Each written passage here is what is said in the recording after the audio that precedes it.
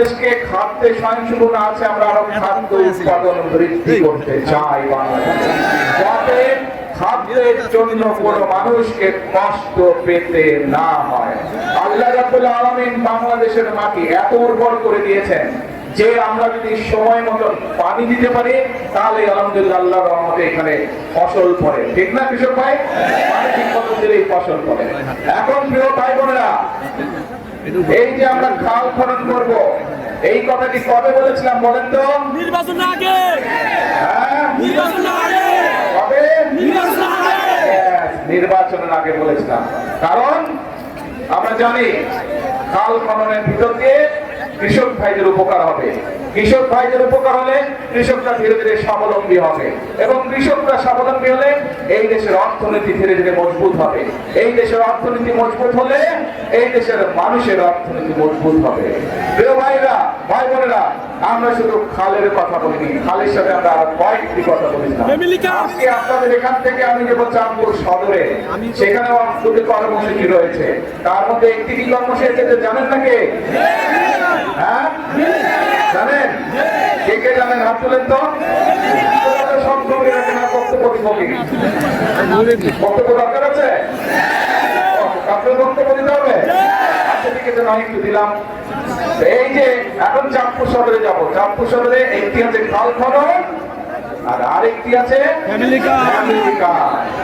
শব্দটা চেনা চেনা লাগে? ফ্যামিলি কার্ড চেনা চেনা লাগে? আচ্ছা, ওই যে পিছনে রাস্তায় ভাই বোনা, আপনাদের কাছে চেনা চেনা লাগে শব্দটা?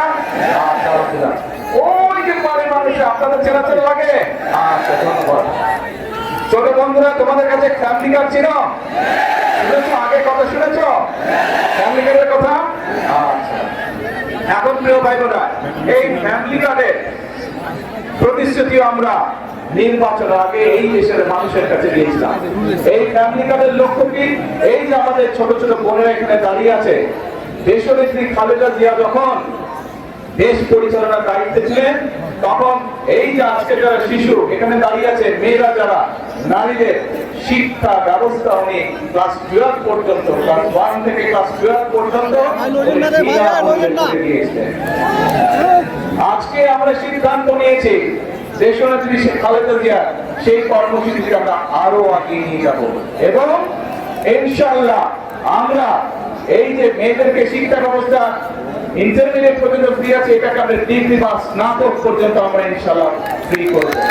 এবং শুধু তাই নয়, যে সকল মেয়েরা ভালো রেজাল্ট করবে ইনশাআল্লাহ তাদেরকে আমরা সরকারের পক্ষ থেকে ইনশাআল্লাহ উপবৃত্তির ব্যবস্থা করবো। কাজে মন দিয়ে সবাইকে পড়তে হবে, তোমাদেরকে মন দিয়ে পড়তে হবে, তাহলে তোমরা সরকার থেকে উপবৃত্তি পাবে।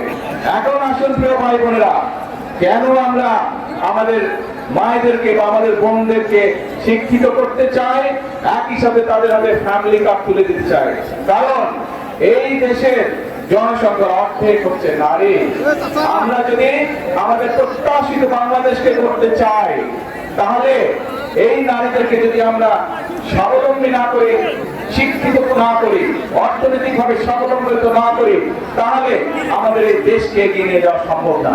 এবং সেই জন্যই আমরা সিদ্ধান্ত নিয়েছিলাম, বাংলাদেশের মানুষের কাছে আমরা প্রতিশ্রুতি দিয়েছিলাম যে বিএনপি 12 তারিখের নির্বাচনে যদি আপনাদের সহযোগিতা আল্লাহর রহমতে বাংলাদেশের জনগণের সমর্থনে সরকার গঠন করে, ইনশাআল্লাহ আমরা দেশের 4 কোটি পরিবার রয়েছে, ধীরে ধীরে আমরা এই পরিবারের যারা মায়েরা আছে, গৃহিণীরা আছে, তাদেরকে আমরা ফ্যামিলি কার্ড এক এক করে পৌঁছে দিব, এবং সেই ফ্যামিলি কার্ডের মাধ্যমে আমরা 2,500 টাকা করে প্রতি মাসে আমরা মায়েদের হাতে তুলে দেবো, যাতে করে সেই মায়েরা পরিবারের শিশুদের লেখাপড়া বলেন, স্বাস্থ্য বলেন, সবকিছু ঠিকভাবে যত্ন নিতে পারে।